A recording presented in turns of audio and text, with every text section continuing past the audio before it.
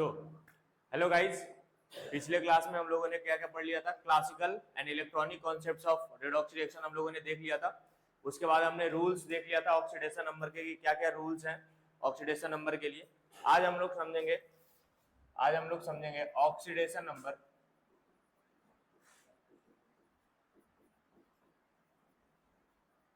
के टर्म्स में redox reaction.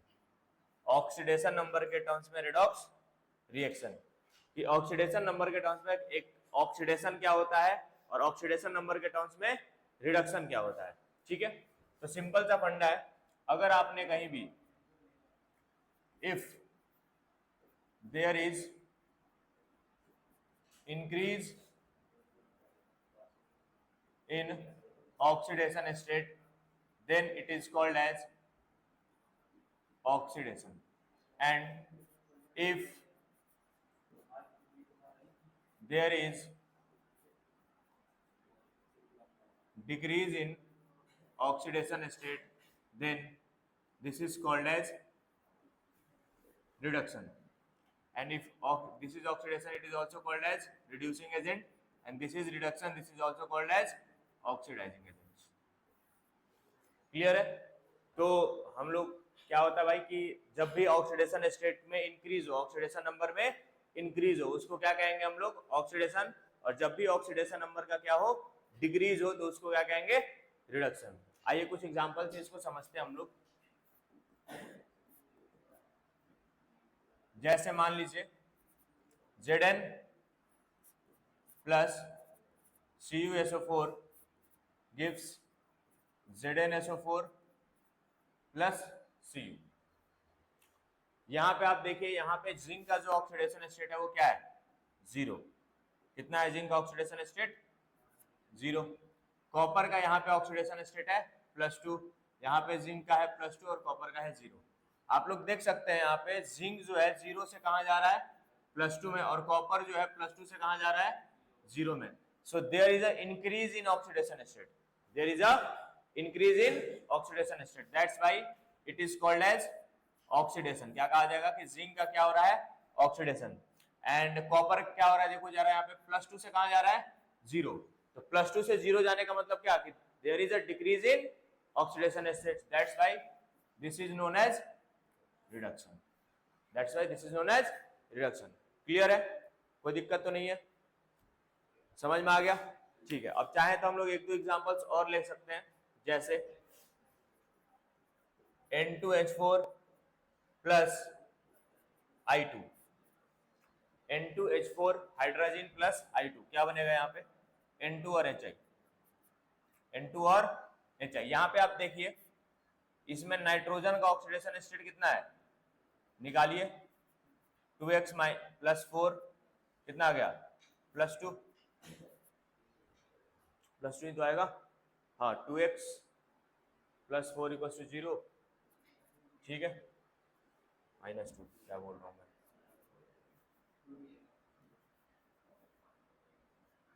चलिए यहाँ पे देखिए आप, I2 कितने ऑक्सीडेशन स्टेट में? 0। यहाँ पे I का ऑक्सीडेशन स्टेट कितना है? -1। यहाँ पे N2 का ऑक्सीडेशन स्टेट कितना है? 0। यहाँ पे N2 का ऑक्सीडेशन स्टेट कितना है? 2x plus 4 equals to 0। तो x की वैल्यू कितनी आ गई? -2। क्लियर है? तो आप लोग यहाँ पे देखिए -2 से N2 कहाँ जा रहा है? 0 में। -2 से कहाँ जा रहा है? 0 में। और I2 जो है 0 से कहाँ जा रहा है? -1 में। क्लियर है? तो जरा देखो, -2 से 0 जाने का मतलब क्या कि इंक्रीज हो रहा है, नेगेटिव से पॉजिटिव की तरफ जा रहा है ना, तो increase in oxidation state, that's why हम लोग यहाँ पे क्या कहेंगे कि N2H4 का क्या हो रहा है? हाइड्रोजन का क्या हो रहा है? ऑक्सीडेशन। और I2 0 से कहाँ जा रहा है? -1। 0 से कहाँ जा रहा है? -1, that's why it is known as, यहाँ पे क्या होगा इसका? रिडक्शन। क्लियर है? एग्जाम्पल समझ में आ गए? ठीक है, अब मैं आपको कुछ क्वेश्चंस दूंगा जहां पे आपको पर्टिकुलर गिवन एलिमेंट्स का ऑक्सीडेशन स्टेट या ऑक्सीडेशन नंबर निकालना होगा। ठीक है, चलिए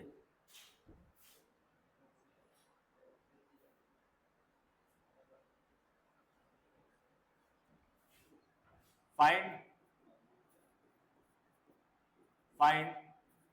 oxidation state of underlined elements. Find oxidation state of underlying elements. पहला H2C2O4, चलो लिख लेता हूं मैं।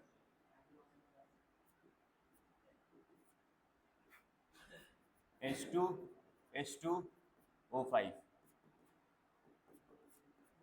H2O7, H2O8, ठीक है। H3PO4, H2SO4। यहाँ पे आप carbon, sulphur, sulphur, sulphur, phosphorus निकालिए जरा।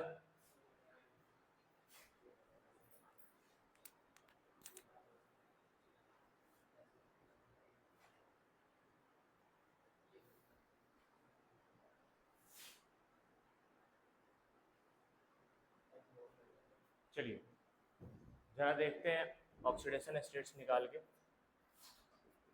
क्या होगा। +2 + 2x -8, -8 क्यों आया?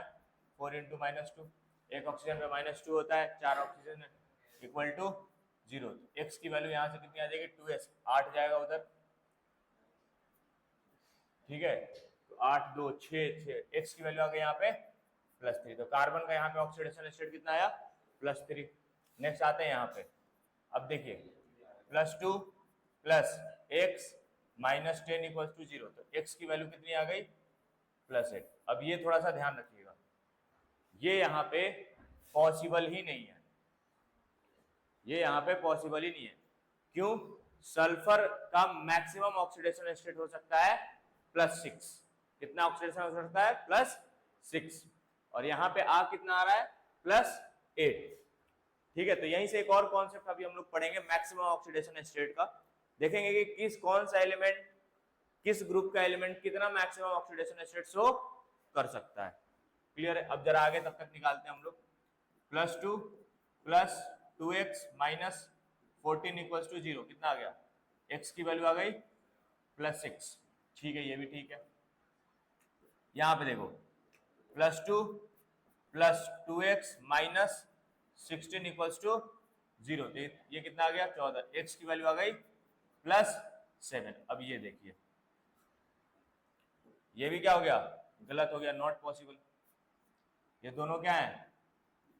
Not possible, not possible. क्यों सर? अभी समझेंगे थोड़ी देर में।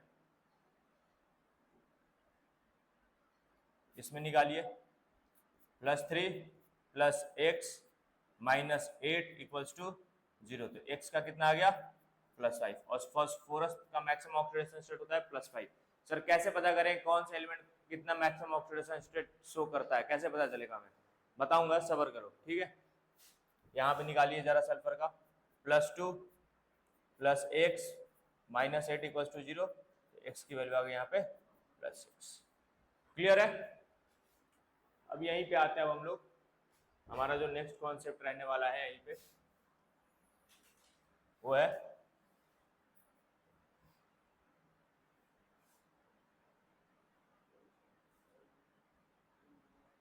Maximum oxidation state. हेडिंग लिखिए, मैक्सिमम ऑक्सीडेशन स्टेट, ठीक है। सबसे पहले तो मैं आपको बता दूं कि क्लास 12 तक सुना होगा आप लोगों ने, हो सकता है कि पूरे पीरियोडिक टेबल में जो सबसे हाईएस्ट ऑक्सीडेशन स्टेट शो करने वाला एलिमेंट जो है वो क्या है? मैग्नीज, जिसका ऑक्सीडेशन स्टेट कितना होता है? +7। बस, बट ये सही नहीं है, ठीक है। जो पूरा मैक्सिमम ऑक्सीडेशन स्टेट जो शो होता है पूरे पीरियोडिक टेबल में होता है +8 का, जो शो करता है ऑस्मियम, OS, ठीक है। तो नोट करके सबसे पहले तो ये लिख लेना,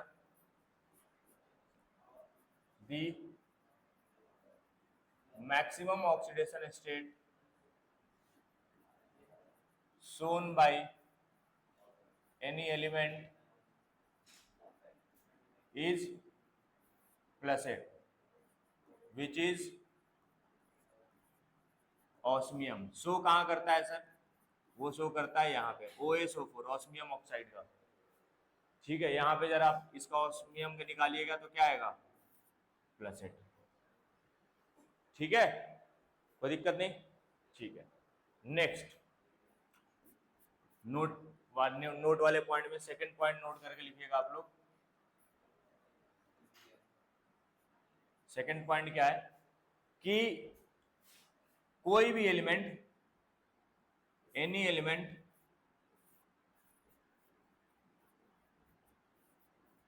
does not show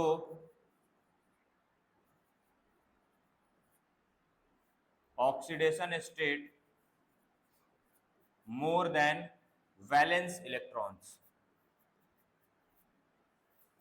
more than valence electron. समझ में आया? जिस भी एलिमेंट के वैलेंस सेल में मैक्स जितना इलेक्ट्रॉन रहता है, लेट्स सपोज 3 है, तो मैक्सिमम ऑक्सीडेशन स्टेट कहां तक शो करता है? +3 तक। ठीक है, +3 या -3 जो भी कह लो। समझ में आ रहा है ना? उससे ज्यादा एक्सीड नहीं करेगा। क्लियर है? तो ये ध्यान रखिएगा। नेक्स्ट, अब थोड़ा सा हम लोग यहां पे नहीं, ये लिख लिया आप लोगों ने, लिख लीजिए पहले तो, राइट इट डाउन।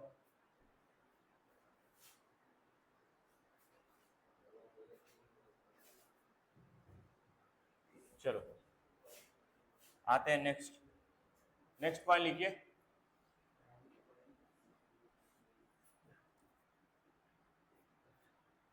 देखिए, कोई भी एलिमेंट हो, है ना, ये हेडिंग लिख लीजिएगा, group wise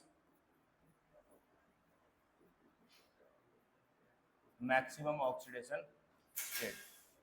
group wise maximum oxidation state. Let suppose मान लो ग्रुप नंबर, या ऐसे समझो, पहले पी ब्लॉक का समझ लो, पी ब्लॉक का समझ लो। ठीक है, पी ब्लॉक कहां से स्टार्ट होता है? ग्रुप नंबर 13 से। ठीक है, 13, 14, 15, 16, 17, 18। तो ठीक है, 18 में भी कुछ एलिमेंट्स हैं, हालांकि नोबल गैस होता है, लेकिन फिर भी कुछ एलिमेंट्स हैं, जैसे जेनॉन हो गया, रेडॉन हो गया, ये सब कंपाउंड्स बनाते हैं। ठीक है,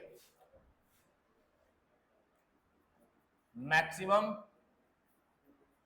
वैलेंस इलेक्ट्रॉन, मैंने बताया ना अभी, मैक्सिमम वैलेंस इलेक्ट्रॉन हो वही उसका मैक्सिमम ऑक्सीडेशन स्टेट हो सकता है। इसका निकालने का एक और तरीका है, मैं उसको भी बता दूंगा, बट पहले आप इसे समझिए। ठीक है, और मैक्सिमम ऑक्सीडेशन स्टेट, तो ग्रुप 13 में वैलेंस सेल में कितना मैक्सिमम इलेक्ट्रॉन होता है? 3। 14 में 4, 5, 6, 7 और 8। समझ में आ रहा है? तो कितना हो जाएगा इसका मैक्सिमम ऑक्सीडेशन स्टेट? +3, इसका +4, +5, +6, +7 और +8। अच्छा, एक चीज और मैं आप लोगों को नोट करके बता देता हूं, बहुत इंपॉर्टेंट चीज है, ध्यान रखिएगा। मैं जो ये मैक्सिमम ऑक्सीडेशन स्टेट का कॉन्सेप्ट बता रहा हूं ना, लेट्स सपोज ग्रुप में तो बहुत सारे एलिमेंट है, तो ऐसा नहीं है कि उस ग्रुप का हर एक एलिमेंट वो ऑक्सीडेशन स्टेट शो करेगा। जैसे यहाँ पे आप देख रहे हो ग्रुप 17 अपना हैलोजेंस फैमिली, अब हैलोजन फैमिली में फ्लोरीन, क्लोरीन, ब्रोमीन, आयोडीन सब आता है। अब इसका मतलब ये नहीं कि सारे एलिमेंट +7 का ऑक्सीडेशन स्टेट शो करेगा मैक्सिमम। समझ में आ रहा है कि नहीं आ रहा है? मतलब उस ग्रुप में मैक्सिमम ऑक्सीडेशन स्टेट कितना जा सकता है? +7। ऐसा नहीं कि हर एक एलिमेंट ही शो कर देगा मैक्सिमम +7 का। क्लियर है? ये समझ में आया? हाँ, तो ये नोट करके कहीं लिख लीजिएगा कि ऐसा नहीं है कि हर एलिमेंट शो करेगा मैक्सिमम ऑक्सीडेशन स्टेट। ठीक है, चलिए, अदरवाइज मैं इसका एक फॉर्मूला बता देता हूं। ठीक है, 4 P block maximum oxidation state equals to होता है ग्रुप नंबर -10, और minimum oxidation state equals to होता है ग्रुप नंबर -18। आप देख सकते हैं इस फॉर्मूला में बैठा के किसी को भी सेम ही आएगा। चलिए चेक कर लेते हैं ग्रुप नंबर 15 के लिए।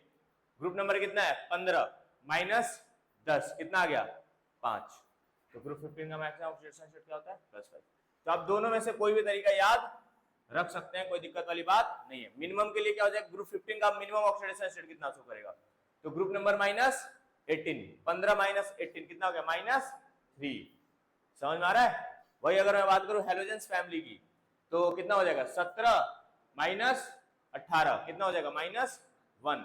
तो minimum oxidation state for halogens family will be -1 and maximum oxidation state for halogen family will be +7। तो ऐसे आप किसी भी ग्रुप का निकाल सकते हो। ठीक है, ग्रुप 15 को क्या बोलते हैं निकोजन फैमिली भी बोलते हैं, नाइट्रोजन फैमिली को। ठीक है, तो ऐसे ध्यान रखिएगा। चलिए लिख लीजिए जल्दी, फिर अभी एस ब्लॉक और डी ब्लॉक का भी समझेंगे, है ना। एस ब्लॉक का तो इजी है, एस ब्लॉक का कुछ नहीं है ना। ग्रुप दो ही ग्रुप है, ग्रुप 1 और ग्रुप 2। तो ग्रुप 1 के लिए +1 मैक्सिमम ऑक्सीडेशन स्टेट और ग्रुप 2 के लिए +2। क्लियर है। डी ब्लॉक एलिमेंट्स के लिए देख लीजिए थोड़ा सा आप। D block elements shows a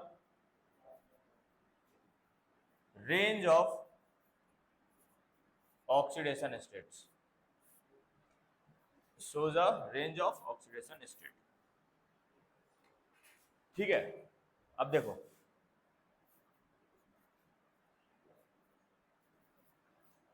D block elements होगा, लिखो स्कैंडियम, टाइटेनियम, वैनेडियम, क्रोमियम,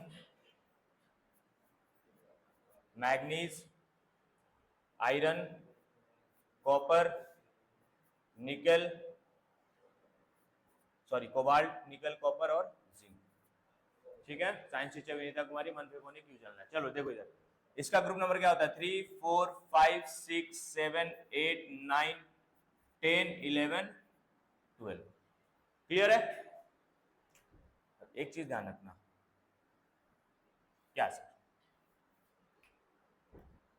इसका जो oxidation state maximum oxidation state निकालने का जो तरीका होता है बहुत ही सिंपल है। वो डायरेक्टली इक्वल होता है ग्रुप नंबर के। डायरेक्टली इक्वल किसका होता है ग्रुप नंबर के लिए। बट ये रूल सिर्फ और सिर्फ +8 तक ही वैलिड है। क्यों, क्योंकि पूरे पीरियोडिक टेबल में मैक्सिमम ऑक्सीडेशन स्टेट कितना से होता है +8। ये मैंने पहले ही नोट करके लिखवाया था।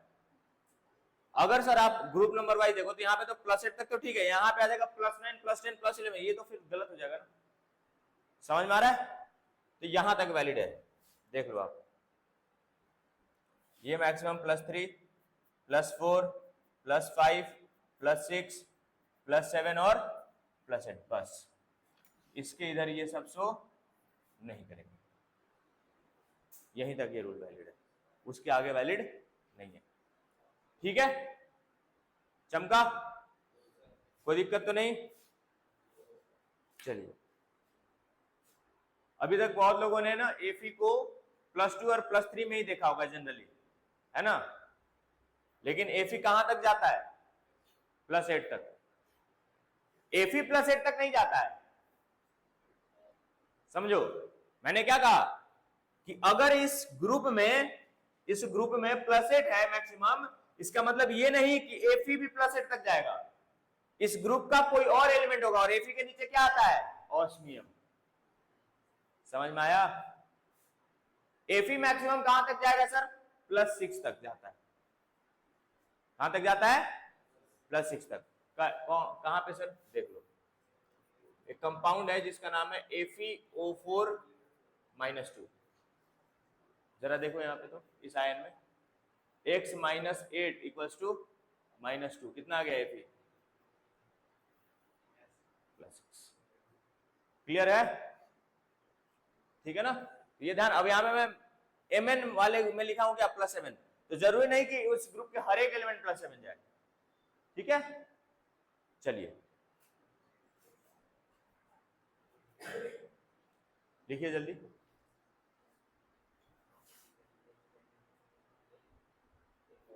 सो तो ये सारे क्वेश्चंस का अभी हम लोग क्या करेंगे, ऑक्सीडेशन स्टेट निकालेंगे अंडरलाइंड एलिमेंट्स का। ठीक है, तो आइए बारी बारी समझते हैं इसको, बारी बारी करते हैं इस हर एक क्वेश्चंस को, है ना। सारे बहुत ही इंपॉर्टेंट क्वेश्चंस हैं, चुनिंदे क्वेश्चंस हैं। अगर इसको कर लिया तो इस सारे क्वेश्चंस में जितने भी ऑक्सीडेशन स्टेट्स के कॉन्सेप्ट्स लगते होंगे सब लग जाएंगे। ठीक है, और सारे कॉन्सेप्ट सीख जाओगे। ठीक है, ये करीब करीब 15 के करीब क्वेश्चंस है। ठीक है, आइए निकालते हैं इसको बारी बारी से। सबसे पहले तो H4P2O7 क्या होगा, +4 + 2x - 14 = 0। ठीक है, this implies 2x = what, 14 - 14, this implies x = +5। Clear है। और फास्फोरस क्या होता है, ग्रुप 15 का एलिमेंट है, तो मैक्सिमम ऑक्सीडेशन स्टेट कितना होता है उसका, +5, कोई दिक्कत वाली बात नहीं है। नेक्स्ट आते हैं H4P2O6 +4 + 2x - 12 = 0। तो यहां से मैं डायरेक्ट निकाल रहा हूं वैल्यू, 12 4 8/2 4 आ गया। तो x की वैल्यू कितनी आ गई, +4। तो यहाँ पे फास्फोरस कितने में है, +4 ऑक्सीडेशन स्टेट में, ये भी कोई दिक्कत वाली बात नहीं है। नेक्स्ट आते हैं, ठीक है, पोटेशियम डाइक्रोमेट। क्लियर है, तो क्या है, +2 + 2x - 14 = 0। तो यहां से मैं अगर देखूं जो डायरेक्ट वैल्यू आने वाली है किसकी, x की, 14 में से 2 गया, 12/2 6। ठीक है, तो x की वैल्यू कितनी आ गई, +6।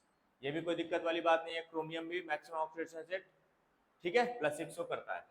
नेक्स्ट आते हैं KMnO4 पोटेशियम पर मैग्नेट। ठीक है, तो देखिए यहाँ पे +1 + x बातचीत नहीं, -8 = 0। तो यहाँ पे आ जाएगा x = +7। ये तो सबको पता है कि मैग्नीज का मैक्सिमम ऑक्सीडेशन स्टेट कितना होता है, +7। यहाँ पे कोई दिक्कत वाली बात नहीं है। दिक्कत कहाँ से स्टार्ट होगी, यहाँ से। अब जरा देखिए, ढंग से देखिएगा, समझ के एकदम।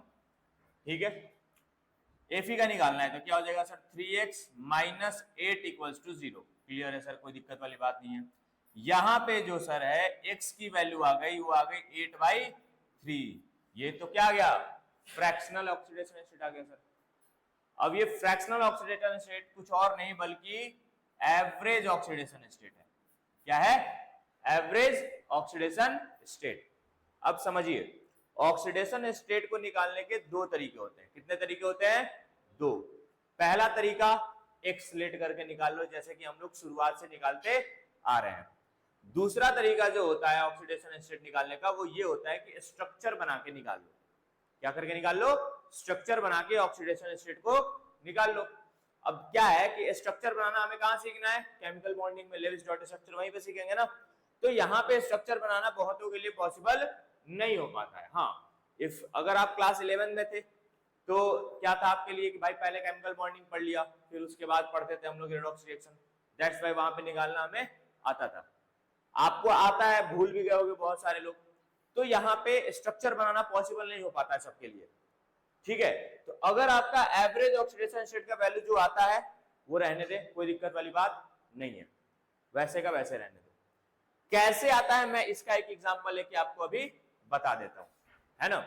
अब जरा देखिए, जो Fe3O4 है ना, ये बनता कैसे, ये एक्चुअल में दो ऑक्साइड मिलकर बनता है आयरन का। जब आयरन का दो ऑक्साइड कंबाइन करता है तब जाके क्या बनता है, Fe3O4। क्लियर है, क्या किया सर, जब FeO, ठीक है, और Fe2O3 कंबाइंड करेंगे आपस में तो क्या बनता है, Fe3O4। जरा यहां पे देखिए, यहां पे Fe का ऑक्सीडेशन स्टेट कितना है, +2। यहां पे Fe का ऑक्सीडेशन स्टेट कितना है, +3। समझ में आ रहा है, तो ये सब मिक्सचर ऑफ बोथ। अब थोड़ा स्ट्रक्चर वाइज अगर हम लोग समझे तो देखिएगा Fe3O4 का स्ट्रक्चर कैसा होता है।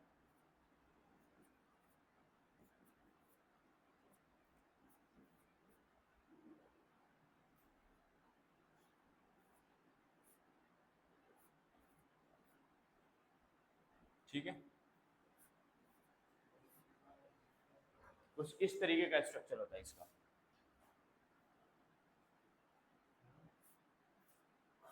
ये this is the structure of Fe3O4। अब स्ट्रक्चर से ऑक्सीडेशन स्टेट कैसे निकालते हैं मैं भी इसको एक एग्जांपल के तौर पे आपको समझा देता हूं, समझ लीजिए।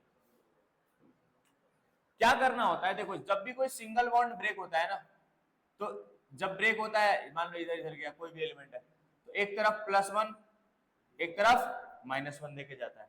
जब भी कोई डबल बॉन्ड ब्रेक होता है तो एक तरफ +2 और एक तरफ -2 देके जाता है। और जब भी कोई ट्रिपल बॉन्ड ब्रेक होता है तो एक तरफ +3 और एक तरफ -3 देके जाता है। ये आप समझ लीजिए, पहले तो याद रखिएगा। क्लियर है? अच्छा, +3 और -3 सर किधर देके जाएगा ये तो पता ही नहीं चला।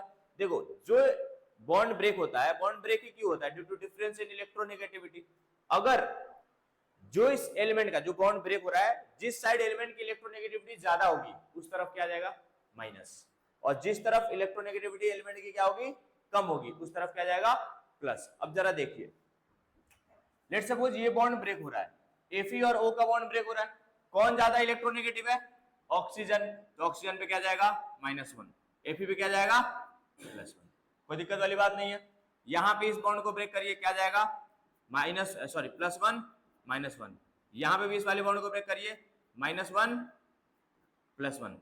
यहां पे इस वाले बॉन्ड को ब्रेक करिए, -1 +1। इस वाले बॉन्ड को ब्रेक करिए, +1 -1। इस वाले बॉन्ड को ब्रेक करिए, +1 -1। यहां पे भी इस वाले बॉन्ड को ब्रेक करिए, -1 और +1। तो आप लोग देख सकते हैं, क्या देख सकते हैं सर? और कुछ तो बचा है? हाँ, ये भी बचा है। इसको भी ब्रेक करिए, क्या आएगा? -1 और +1। तो जरा देखिए यहां पे जितने भी Fe हैं, एक तो ये हो गया, एक तो ये हो गया और एक तो ये हो गया। जरा यहां पे भी 3 Fe देखो, यहां पे क्लियर है। इस वाले Fe पे टोटल चार्ज कितने का है?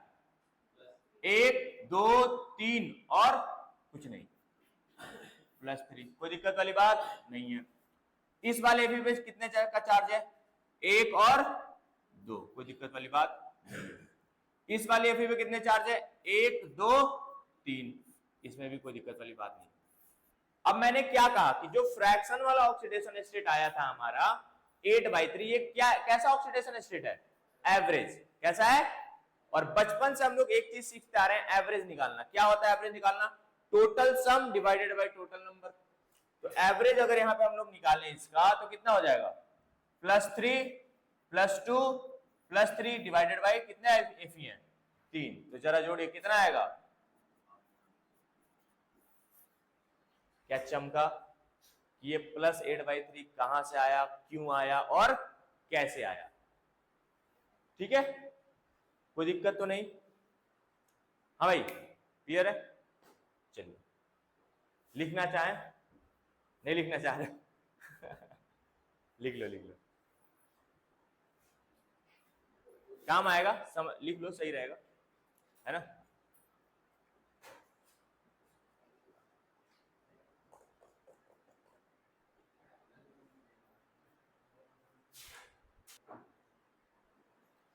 चलिए पीछे आते हैं, नेक्स्ट आते हैं CaOCl2। अब जब यहाँ पे हम लोग ऑक्सीडेशन स्टेट निकाल रहे होंगे तो क्लोरीन का जब ऑक्सीडेशन स्टेट निकालेंगे तो जरा मान के निकालना, +2 -2 +2x = 0। तो x की वैल्यू कितनी आ गई यहाँ पे? 0। तो क्लोरीन यहाँ पे 0 ऑक्सीडेशन स्टेट में है? बताओ, देखो ये कट गया ना। एक्चुअली अब इसमें भी क्या होता है, मैं अब इसका भी कॉन्सेप्ट आपको समझाता हूं। तो देखिए, जो CaOCl2 होता है, इसमें Cl निकालना है। एक्चुअली ये जो बनता है, ये कैसे बनता है? ये बनता है Ca+, इसका नाम क्या है? कैल्शियम ऑक्सीक्लोराइड, ब्लीचिंग पाउडर, यही है, ठीक है ना? कैल्शियम ऑक्सीक्लोराइड, इसका नाम लिख लीजिएगा आप लोग।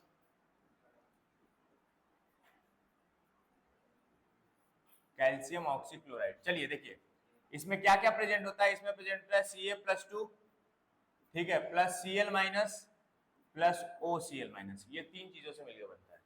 अब जरा देखो, यहां पे क्लोरीन का ऑक्सीडेशन स्टेट कितना है? -1। यहां पे क्लोरीन का ऑक्सीडेशन स्टेट कितना है? बताओ, +1। तो ये एवरेज अगर मैं निकालूं तो कितना आएगा? 0। समझ में आया? वो भी कौन सा है? एवरेज ऑक्सीडेशन स्टेट है। क्लियर है? लिख लीजिए इसको। बाकी बढ़ते हैं आगे। इसमें देखिए K4FeCN6 है ना, पोटेशियम फेरोसाइनेट, देखो इधर +4 + x -6 = 0, तो x की वैल्यू कितनी आ गई? +2, कोई दिक्कत वाली बात नहीं है।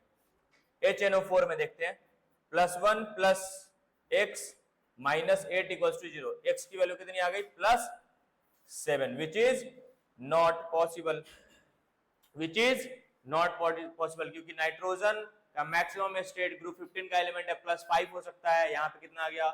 +7, तो यहाँ पे लिख लीजिएगा नॉट पॉसिबल।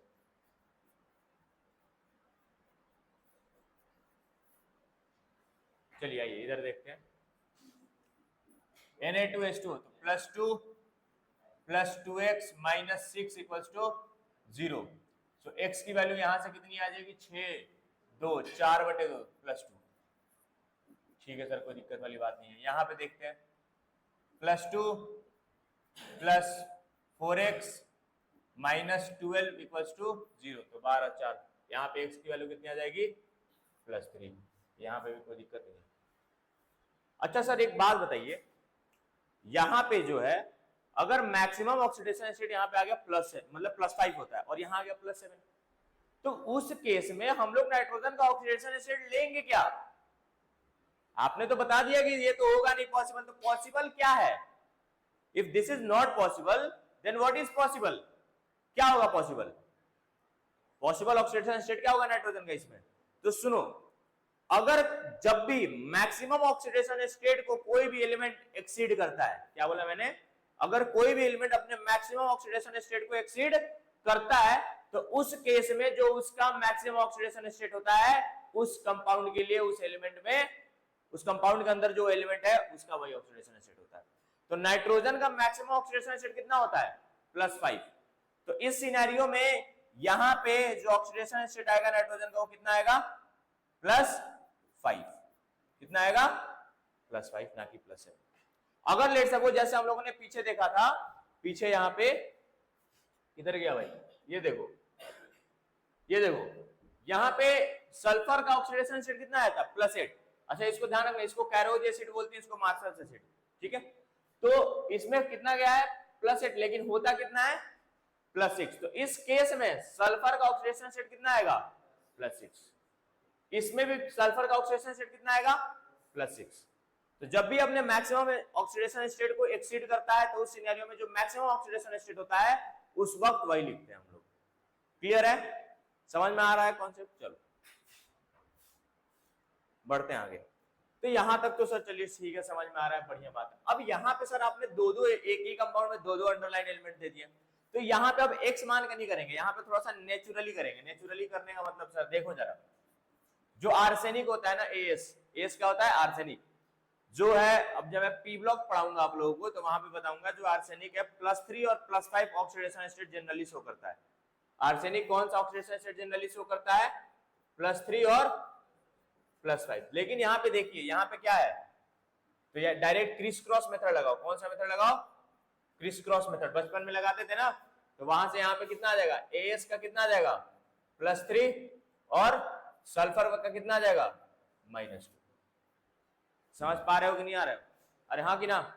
नेक्स्ट आते हैं ये CO3P में। अब देखो यहां पे भी कॉपर का ऑक्सीडेशन स्टेट कौन सा होता है? एक या तो होता है +2 या होता है +1, यही शो करता है ना। अब जरा देखो यहां पे देख लो तुम, कौन सा ऑक्सीडेशन स्टेट तुम्हारे यहां पे पॉसिबल हो पा रहा है कॉपर के लिए? कौन सा पॉसिबल हो पा रहा है? +1। तो +2 नहीं लेंगे, बात खत्म करो। ठीक है, लिख लो, आगे करो फिर इसी तरीके से सॉल्व इनको भी।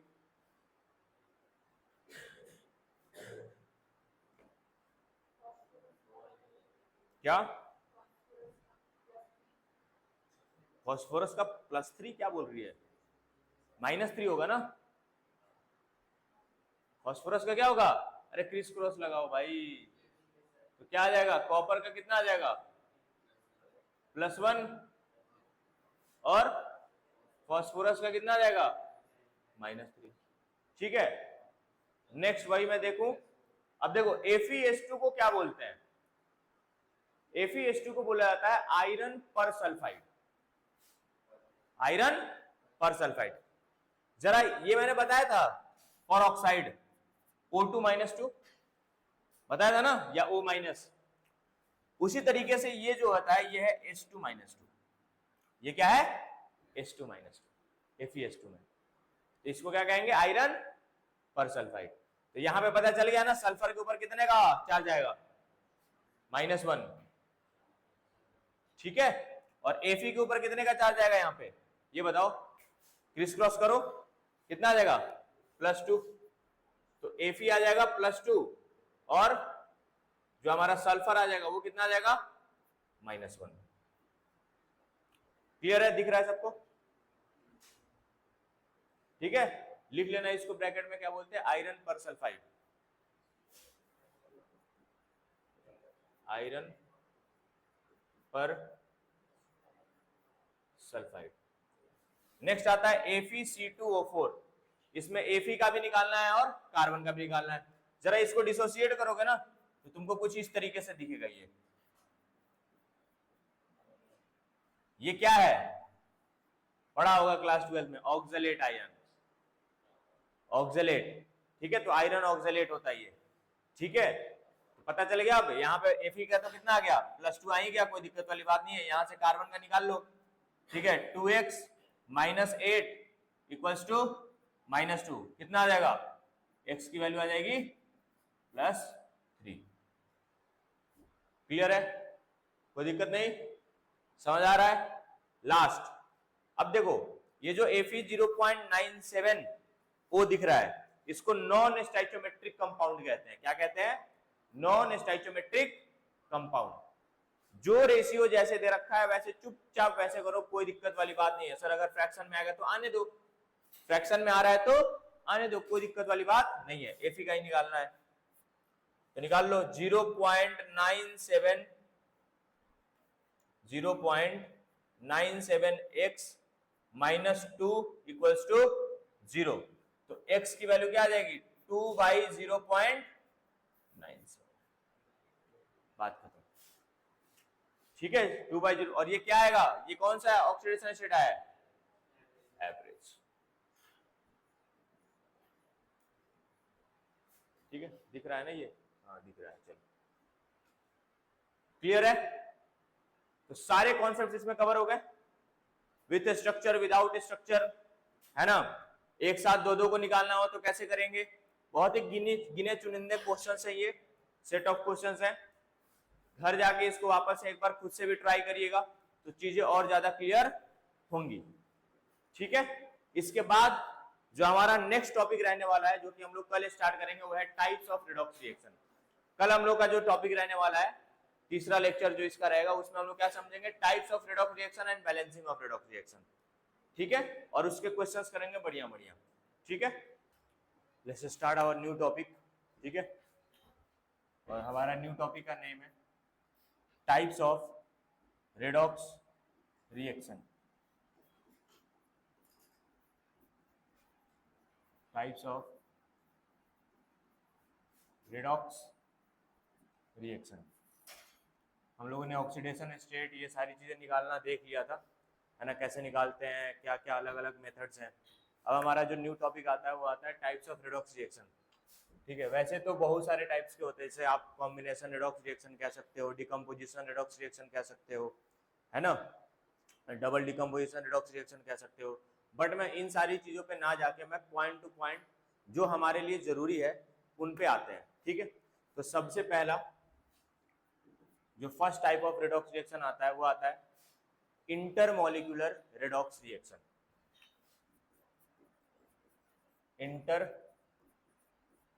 Intermolecular redox reaction.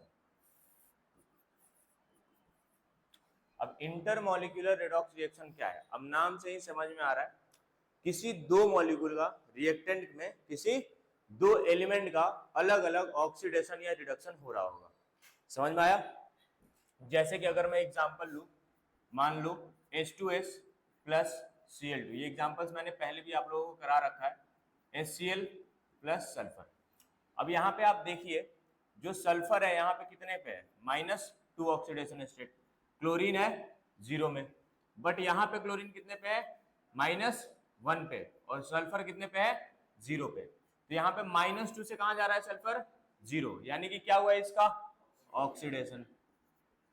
और यही अगर मैं बात करूं Cl की, तो Cl कहां से कहां जा रहा है, 0 से -1, तो क्या हुआ इसका, रिडक्शन।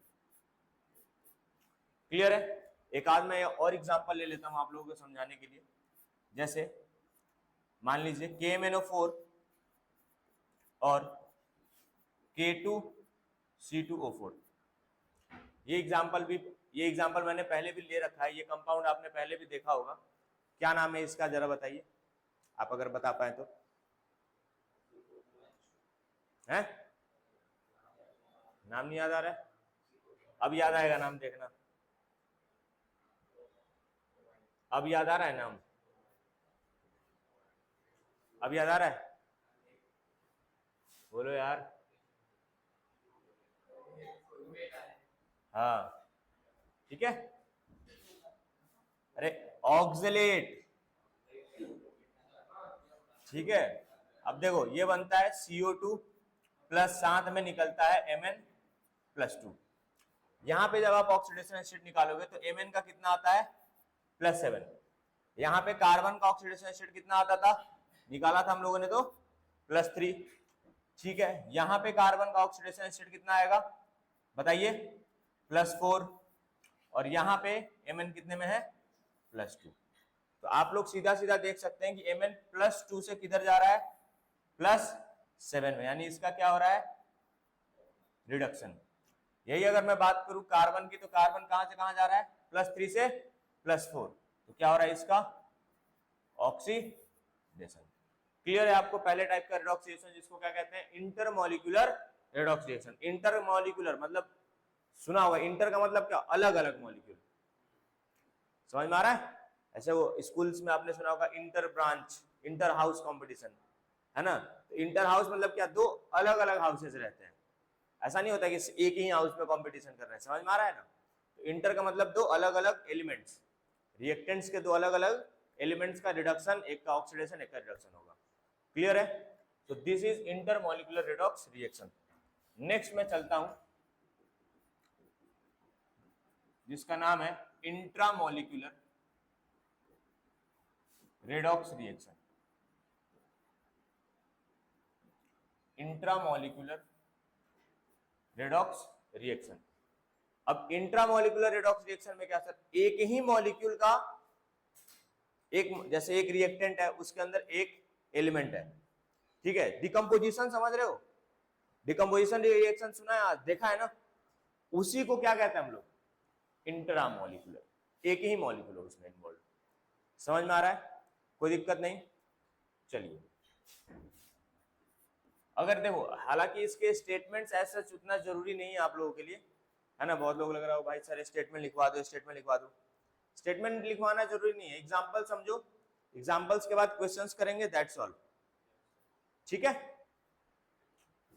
एग्जांपल के लिए आप लिखो NH4NO2, जब इसको हीट करेंगे तो H2O और N2 निकलता है। अब जरा इसमें देखिए आप, क्या दिख रहा है आपको बताइए, नाइट्रोजन। अब इसका जो हम लोग निकालेंगे ना ऑक्सीडेशन स्टेट, ये थोड़ा इस टाइप का मॉलिक्यूल है, इसको डिसोसिएट करिए आप, NH4 प्लस में और NO2 माइनस में। यहां पे आप देखिए नाइट्रोजन का ऑक्सीडेशन स्टेट कितना आ रहा है बताइए, अरे भाई आएगा ना, क्लियर है ना। यहां पे नाइट्रोजन का ऑक्सीडेशन स्टेट कितना आ रहा है, बोलो कितना आ रहा है, 4, यही होगा, तो 4 आएगा।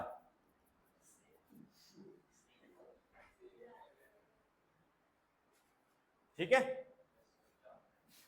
ऑक्सीजन का, अच्छा इसमें नाइट्रोजन का ना निकाल के आप ऑक्सीजन का भी चेक कर सकते हो, क्योंकि अलग ऑक्सीजन का चेक करना है। यहाँ पे कितना है,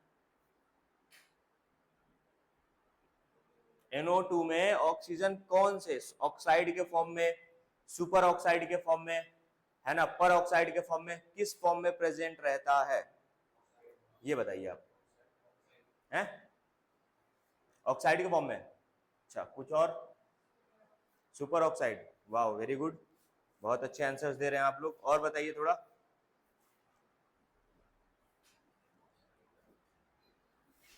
क्या बात है सर, मजा आ गया एकदम। अरे नहीं समझ में आ रहा है तो निकाल लो ना, खत्म करो बात, निकालो कितना आएगा। नाइट्रोजन का क्या ले बताओ, कितने का चार्ज होता है नॉर्मली, -3। रहने दो भाई, तुम लोग ना एक के चलते ना सब फंसोगे। KClO3 gives KCl + O2। मैं सोचा था थोड़ा पहले कॉम्प्लेक्स चीज समझा दूंगा, है ना। ये जरा देखो, Cl का ऑक्सीडेशन स्टेट कितना आ रहा है यहाँ पे, कितना आ रहा है, ये भी नहीं निकल रहा है भैया जी लोगों से, कितना आ गया बोलो, +5। ऑक्सीजन का निकालो, कितना आ रहा है, +1।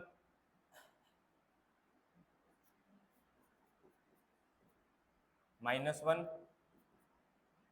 सर यहाँ पे तो ऑक्सीजन का 0 आ गया सर, 0 आ गया ना, है, लेकिन ये 0 में था, याद करो 0 एक और जगह आ रहा था, कहाँ आ रहा था बताओ, एक एग्जांपल बताया था, कैल्शियम ऑक्सीक्लोराइड, था कि नहीं था, है ना, बट एक्चुअल में 0 नहीं है, क्या एवरेज उसका 0 आ रहा है।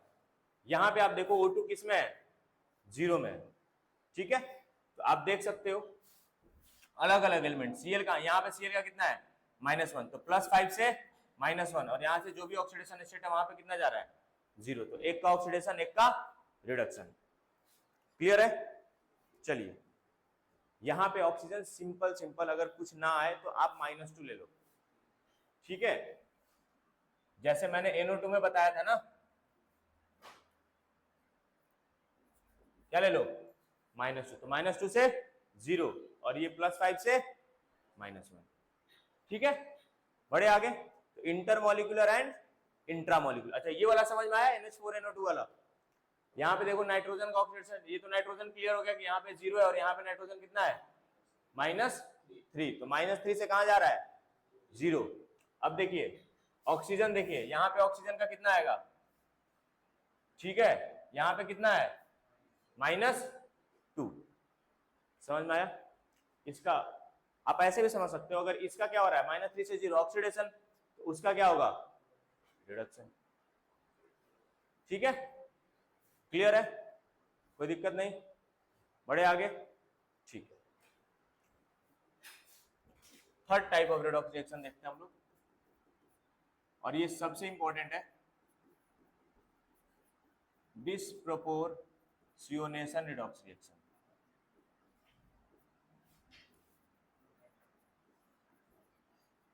डिस्प्रोपोर्शनेशन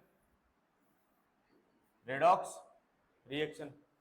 अब डिस्प्रोपोर्शनेशन रेडॉक्स रिएक्शन में क्या होता है कि एक ही एलिमेंट का, रिएक्टेंट के अंदर एक ही एलिमेंट का ऑक्सीडेशन भी हो और एक ही एलिमेंट का रिडक्शन भी हो। अभी तक आप क्या देख रहे थे, अलग अलग एलिमेंट्स का ऑक्सीडेशन और अलग अलग एलिमेंट्स का रिडक्शन हो रहा था, लेकिन डिस्प्रोपोर्शनेशन रिएक्शन में क्या होगा, एक ही एलिमेंट का रिडक्शन भी होगा और एक ही एलिमेंट का ऑक्सीडेशन भी होगा।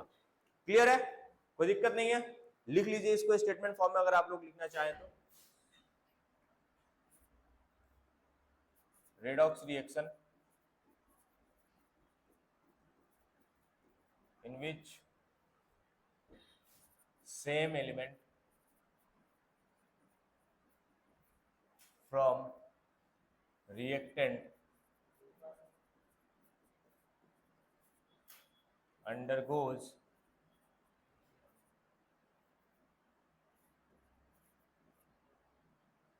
oxidation and reduction. क्लियर है? ठीक है, कोई दिक्कत नहीं है। चलिए अब इसके एग्जांपल्स देख लेते हैं हम लोग।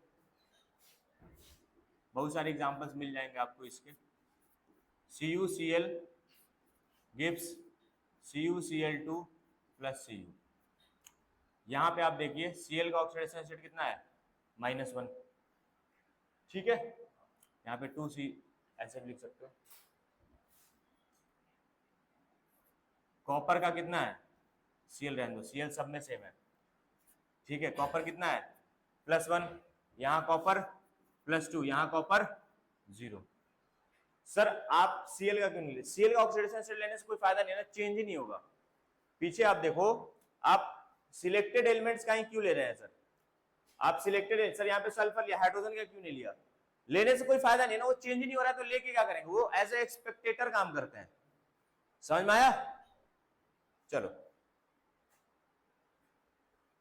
तो देखिए +1 से कहां गया, +2, और यही सेम एलिमेंट +1 से कहां गया, 0। तो एक के तरफ हुआ क्या, ऑक्सीडेशन, और एक में क्या हुआ, रिडक्शन। क्लियर है? समझ में आया?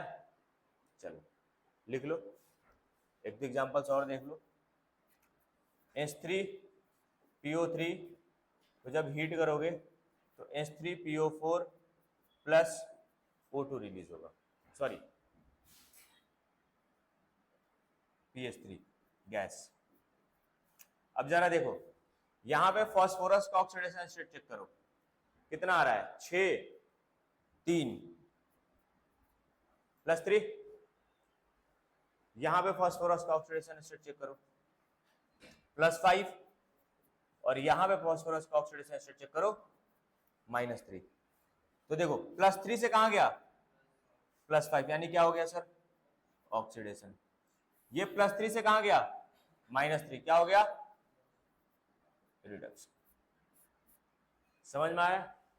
कोई दिक्कत नहीं, सेम एलिमेंट का ऑक्सीडेशन और सेम एलिमेंट का रिडक्शन, उस टाइप के रिएक्शन को क्या कहेंगे, डिसप्रपोर्शनेशन रेडॉक्स रिएक्शन। अब मैं आपको एक चीज एग्जांपल के थ्रू और समझाता हूं, ठीक है, आप लोग देखिएगा। Br2 इन बेसिक मीडियम, Br2 इन बेसिक मीडियम बनाता है Br- आयन और ब्रोमेट आयन, BrO3-। ये है रिडॉक्स रिएक्शन, मतलब डिसप्रोपोर्शनेशन रिडॉक्स रिएक्शन ही है। यहां पे ब्रोमीन 0 में है, यहां पे ब्रोमीन -1 में है, और यहां पे ब्रोमीन कितने में है, 6 +5 में। तो यहां पे तो आपको दिख रहा है सर 0 से -1 जा रहा है यानी रिडक्शन हो रहा है, और 0 से +5 जा रहा है यानी कि ब्रोमीन का क्या हो रहा है, ऑक्सीडेशन। ये एग्जांपल देने का एक ही रीजन था, क्योंकि इस एग्जांपल के थ्रू मुझे एक और चीज समझाना था आप लोगों को। क्या सर, डिसप्रोपोर्शनेशन रिडॉक्स रिएक्शन है, ये तो क्लियर हो गया ना? अरे हाँ कि ना? अगर मैं सेम चीज को, ये दोनों सेम प्रोडक्ट को उठा के और एसिडिक मीडियम में रिएक्ट करा दूं, किसमें रिएक्ट करा दूं, एसिडिक मीडियम में। कहने का मतलब ये है कि Br- और BrO3- को H+ के साथ रिएक्ट करा दूं तो वापस से क्या बन जाएगा, Br2। इस टाइप के रिएक्शन को कहते हैं कॉम्प्रोपोर्शनेशन रिडॉक्स रिएक्शन, कॉम्प्रोपोर्शनेशन रेडॉक्स रिएक्शन। समझ पा रहे हो? ठीक है, क्लियर हो गया? पक्का? लिख लीजिए इसको आप लोग।